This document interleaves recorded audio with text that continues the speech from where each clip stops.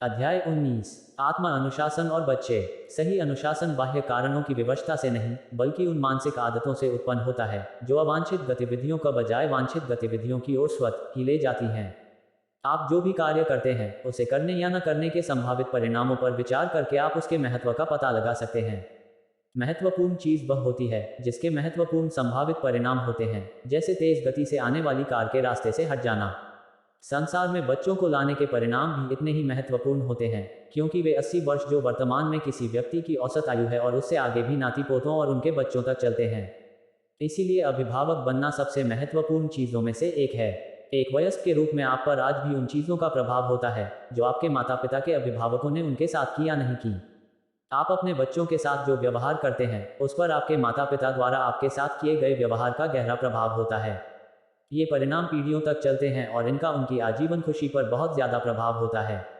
आपकी सबसे बड़ी जिम्मेदारी जब आपके बच्चे होते हैं तो उनके प्रति समर्पित होने और अपनी जिम्मेदारी निभाने के लिए बहुत आत्मा अनुशासन की जरूरत होती है। जिस दिन आपका पहला बच्चा जन्म लेता है उसी दिन यह संकल्प लें कि आप कम से कम 20 वर्षों तक उसे एक सुखी, स्वस्थ और आत्मविश्वासी वयस्क बनाने की दिशा में हर संभव प्रयत्न करेंगे। आपके बच्चे के जीवन की हर अवस्था में आपके शब्द, कार्य, निष्क्रियता और व्यवहार उसे आकार देते हैं, प्रभावित करते हैं और यह तय करते हैं कि वह वयस्क के रूप में कैसा बनेगा। माता पिता का बेशर्त प्रेम और स्वीकृति बच्चों की सबसे बड़ी जरूरत है। बच्चों को प्रेम की लगभग उतनी ही जरूरत होती है जितनी की ऑक्सीजन की। बच्चे को जितना प्रेम मिलता है, खासतौर पर उसके शुरुआती वर्षों में, उसका इस बात पर काफी प्रभाव होता है कि वह वयस्क होने पर कितना स्वस्थ और खुश रहेगा। बच्चों के लिए प्रेम की परिभाषा क्या है? बच्चे प्रेम को कैसे परिभाषित करते हैं? समय। बच्चे खुद को कितना मूल्यवान और महत्वपूर्ण मानते हैं यह इस बात से तय होता है कि आप उन्हें कितना समय देते हैं। वे अपने आत्मसम्मान और आत्म महत्व का आकलन इस आधार पर करते हैं कि उनके जीवन के सबसे महत्वपूर्ण लोग बचपन में उनके साथ कितना समय गुजारते हैं। समय का कोई विकल्प नहीं है और एक बार गुजर जाने के बाद इसे लौटाया नहीं जा सकता। अधिकांश अभिभावक इसी बात पर सबसे ज्यादा पछताते हैं, जब मेरा बच्चा छोटा था तब मैंने उसके साथ ज्यादा समय नहीं बिताया।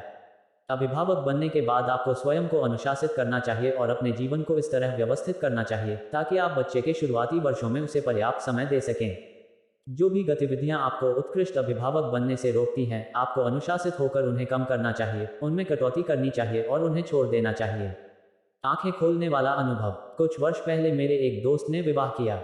वह बहुत उत्साही गोल्फ खिलाड़ी था और सप्ताह में 5 बार नियम से गोल्फ खेलता था। जब जाड़ों में स्थानीय गोल्फ कोर्स बर्फ से ढंक जाते थे तो वह गोल्फ खेलने के लिए अक्सर दक्षिण दिशा में चला जाता था। विवाह के बाद 4 साल में उसके 4 बच्चे हो गए। बहरहाल, वह अब भी सप्ताह में कई बार गोल्फ खेलने का प्रयास करता था। वह अपने बिजनेस से समय निकालकर खेलने चला जाता था और वीकेंड्स पर भी खेलता था। अंततः एक दिन उसकी पत्नी ने उसे चेतावनी ही कि वह अपने छोटे छोटे बच्चों के साथ पर्याप्त समय नहीं बिता रहा है। गोल्फ में उसके कई घंटे जा रहे थे जिन्हें वह पत्नी और बच्चों के साथ घर पर ज्यादा अच्छे तरीके से बिता सकता था, खास तौर पर बच्चों के सबसे संवेदनशील वर्षों में। मेरे मित्र को अचानक यह एहसास हुआ कि उसका जीवन बदल गया था। वह कुंवारेपन में जो चीजें कर सकता था वे अब संभव नहीं थी, क्योंकि अब उसके छोटे छोटे बच्चे हो चुके थे। बहुत जिम्मेदार और आत्मा अनुशासित होने के कारण उसने तत्काल अपने गोल्फ के समय में कटौती कर दी और हर सप्ताह केवल एक बार खेलने जाने लगा। बाकी समय और ऊर्जा उसने अपने परिवार के प्रति समर्पित कर दी। उसने बाद में मुझे बताया कि इससे उसके वैवाहिक जीवन और छोटे बच्चों के साथ उसके संबंधों पर असाधारण फर्क पड़ा। नई प्राथमिकताएं तय करना। जब आपका विवाह होता है तो आपके जीवन में एक बड़ा परिवर्तन आता है। आपकी जीवन शैली बदल जाती है और आपकी कई आम गतिविधियों का महत्व और तात्कालिकता खत्म हो जाती है। जब आपका पहला बच्चा पैदा होता है तो आपका जीवन दोबारा बदलता है। अक्सर ऐसा महसूस होता है जैसे किसी रॉकेट की पहली अवस्था की तरह आपके जीवन की पहली अवस्था, आपकी जवानी, भी अचानक पीछे छूट गई है और अब आप जीवन के एक भिन्न प्रक्षेप पथ पर पहुंच गए हैं। वास्तव में दंपतियों के साथ अक्सर यह होता है कि पहले बच्चे के जन्म के बाद उनका जीवन पूरी तरह बदल जाता है। वे अपनी कई पुरानी सामाजिक गतिविधियां कम कर देते हैं या उन्हें खत्म कर देते हैं। वे अपने मित्रों के साथ दावतें और खाना पीना बंद कर देते हैं और वीकेंड्स पर सामाजिक मेलजोल के लिए बाहर जाना छोड़ देते हैं। वे अपने घर और बच्चों के चारों ओर एक अलग जीवन बनाते हैं। बच्चे उनके समय और ध्यान का केंद्र बन जाते हैं। बच्चे उनकी बातचीत का मूल विषय बन जाते हैं। जिम्मेदार माता पिता बच्चों की परवरिश को अपने जीवन का सबसे महत्वपूर्ण हिस्सा मानते हैं। वे अपने समय और गतिविधियों को इस तरह नियोजित और व्यवस्थित करते हैं ताकि वे इस जिम्मेदारी को अच्छे ढंग से निभा सकें। दीर्घकालीन सोच। बच्चे आपको दीर्घकाल तक सोचने के लिए मजबूर करते हैं। जब आपको यह एहसास होता है कि आप अपने बच्चों के शुरुआती वर्षों में उनके साथ जो करते हैं या नहीं कर पाते हैं, उसका आने वाली पीढ़ियों पर स्थायी प्रभाव होगा, तो आप ज्यादा विचारशील होकर कार्य करते हैं। तब आप उनके प्रति अपने शब्दों और व्यवहार के बारे में ज्यादा संवेदनशील हो जाते हैं। यौवन और कुंवारेपन की अवस्था में आप तूफान मचा सकते हैं। आप अपनी भावनाएं खुलकर व्यक्त कर सकते हैं, गुस्सा हो सकते हैं और अपने मूल व्यक्तित्व को प्रदर्शित कर सकते हैं। लेकिन संतान होने के बाद आपको खुद पर ज्यादा अनुशासन और नियंत्रण रखने की जरूरत होती है। बच्चे अपने शुरुआती वर्षों में अपने माता पिता की प्रतिक्रिया के बारे में बहुत संवेदनशील होते हैं। वे अपने माता पिता के हर शब्द और प्रतिक्रिया को देखते हैं। वे उनके शब्दों और कार्यों को अपने विश्व दृष्टिकोण और आत्म छवि में शामिल कर लेते हैं। जब आप किसी बिगड़ेल वयस्क को देखते हैं, तो लगभग हर प्रकरण में आप गड़बड़ परवरिश को उत्तरदायी मान सकते हैं। बचपन में उसके माता पिता ने ऐसी चीजें किया कही होंगी जिससे उसे चोट पहुंची, दुविधा हुई, डर लगा और उसके भीतर असुरक्षा, क्रोध व हीनता की भावनाएं उत्पन्न हुई। सबसे महान उपहार है प्रेम। आप अपने बच्चों को जो सबसे बड़ा उपहार दे सकते हैं, वह है उन्हें यह बताना कि आप उन्हें पूरे समय प्रेम करते हैं और उनके प्रति आपका प्रेम कभी कम नहीं होगा, चाहे जो हो जाए। बच्चों के लिए इससे बड़ा कोई वरदान नहीं है कि उन्हें इस बात पर पूरा विश्वास हो कि उनके जीवन के सबसे महत्वपूर्ण व्यक्ति, उनके माता पिता, उनसे पूरी तरह प्रेम करते हैं और उन्हें पूरी तरह स्वीकार करते हैं। इससे कोई फर्क नहीं पड़ता कि वे क्या करते हैं या कितनी ही गलतियों करते हैं। बच्चे वयस्कों का लघु संस्करण नहीं होते। उनमें सही या गलत कार्यों के बारे में अच्छे निर्णय लेने की क्षमता नहीं होती। अपने भविष्य के लिए अच्छे निर्णय लेने का विवेक और बुद्धि आने में बरसों की गलतियों और कई बार तो कटु अनुभवों की भी जरूरत होती है। जब आपके बच्चे गलतियां करें, तो उनके साथ पेश आने का सबसे दयालुतापूर्ण तरीका है शांति और करुणा से व्यवहार करना और उस समस्या या मुश्किल में शामिल सबक सीखने में उनकी सहायता करना। अनुशासन बनाम विकास। कई माता पिता सोचते हैं कि बच्चों की गलतियों पर उन्हें सजा देकर अनुशासित करना चाहिए। 1930 के दशक में जब मेरे माता पिता बड़े हो रहे थे, तो आमतौर पर यही सिखाया जाता था कि अभिभावक का काम बच्चे की इच्छा को तोड़ना होता है।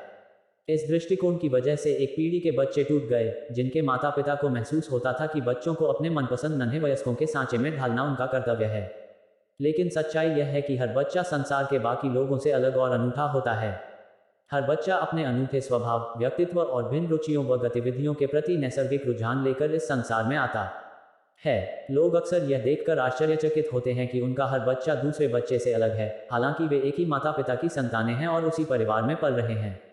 मेरा अनुभव यह है कि हर बच्चा एक अलग धुन पर नाचता है। आप चाहे उनके लिए और उनके साथ जो भी करें, उनकी अपनी एक विशेष तकदीर होती है। वे एक विशेष व्यक्तित्व के साथ बड़े हो रहे हैं और वे विशेष लोगों तथा गतिविधियों के प्रति आकर्षित होंगे। आपका मुख्य काम एक ऐसा माहौल बनाना है जिसमें वे इतने सुरक्षित और आत्मविश्वासी रह सकें कि अपनी आंतरिक प्रेरणा और व्यक्तिगत रुझानों का अनुसरण कर सकें। अपनी मान्यताओं पर सवाल करें। एक दार्शनिक ने एक बार कहा था, मेरे अपने बच्चे होने से पहले मेरे पास बच्चों की परवरिश के 4 दर्शन थे। अब मेरे 4 बच्चे हैं और एक भी दर्शन नहीं है। उद्धरण चिन्ह। हर बच्चा दूसरे बच्चे से अलग होता है। वह हर व्यक्ति से अलग होता है। जब आप अपने बच्चों को पालते हैं, तो अपनी सबसे प्रिय मान्यताओं पर सवाल करने के लिए तैयार रहें कि उन्हें क्या करना, कहना और बनना चाहिए और क्या नहीं। सबसे बढ़कर यह स्वीकार करने के लिए तैयार रहें कि आप गलत हो सकते हैं, क्योंकि आप इतनी ज्यादा गलतियां करेंगे जिसकी आप कल्पना भी नहीं कर सकते। शायद माता पिता के रूप में आपकी सबसे महत्वपूर्ण जिम्मेदारी है अपने बच्चों को जीवन मूल्य सिखाना, खासतौर पर आत्मा अनुशासन का जीवन मूल्य। माता पिता की यह बहुत आम इच्छा होती है कि बच्चों को आत्मा उत्तरदायित्व और आत्मनियंत्रण की परवरिश दी जाए। माता पिता चाहते हैं कि उनके बच्चों में आत्मा अनुशासन हो, वे आत्म विजय और आत्म दमन का अभ्यास करें और उनमें विलंब से संतुष्टि पाने की क्षमता हो। अच्छी मिसाल पेश करें। एल्बर्ट श्वेट्ज़र ने एक बार लिखा था, मनुष्यों को उदाहरण की पाठशाला में ही सिखाना पड़ता है, क्योंकि वे किसी दूसरी पाठशाला में कुछ नहीं सीखते हैं। बच्चों के बड़े होते वक्त आप उनके सामने जो मिसाल पेश करते हैं, उसका उन पर बहुत गहरा प्रभाव होता है। वे हमेशा कनखियों से या दूसरे कमरे से आपको देखते रहते हैं। वे हर चीज ग्रहण कर लेते हैं। वे आपके व्यवहार को तौलते हैं और विश्लेषण करते हैं, खास तौर पर तब जब आप तनाव में होते हैं। जब आप क्रोधित या विचलित होते हैं या जब वे कोई गलती करते हैं, तब खास तौर पर आपके व्यवहार को देखकर वे अपने मन में एक स्पष्ट चित्र बनाते हैं कि वयस्कों को संसार में कैसा व्यवहार करना चाहिए। आपका उदाहरण ही उन्हें बताता है कि वयस्क भिन्न भिन्न परिस्थितियों में कैसे काम करते हैं, विशेष रूप से तनाव में। यदि बच्चे आपकी मिसाल की प्रशंसा और सम्मान करते हैं, तो वे बड़े होते समय आपका अनुकरण करने का प्रयत्न करेंगे और जीवन भर यही करते रहेंगे। शायद आप बार बार खुद से यह सबसे अच्छा सवाल पूछ सकते हैं, मेरा परिवार कैसा परिवार होगा यदि इसका हर व्यक्ति मेरे जैसा ही हो। रोल मॉडल बने। जब आप आत्म अनुशासन और आत्म नियंत्रण का अभ्यास करते हैं, खास तौर पर क्रोधित या विचलित अवस्था में, तो वे भी आत्म अनुशासन और आत्म नियंत्रण सीख लेंगे। कुछ समय पहले हुए एक अध्ययन में शोधकर्ताओं ने यह निष्कर्ष निकाला कि बच्चे संसार के बारे में अपने विचार इस आधार पर तय करते हैं कि उनकी माँ दैनिक जीवन की उथल पुथल से कैसे निपटती है। यदि उनकी माँ शांत, आरामदेह और नियंत्रण में दिखती है, तो बच्चे मान लेते हैं कि यह एक तार्किक संसार है। ऐसे में इस बात की अधिक संभावना होती है कि वे भी शांति और आत्मनियंत्रण का अभ्यास करेंगे। यदि उनकी माँ ढेर सारे कामों और समय की कमी को लेकर कुंठित, नाराज या परेशान रहती है, तो बच्चे इस विश्व दृष्टिकोण को सोख लेते हैं कि जीवन तनावपूर्ण और दुविधापूर्ण है।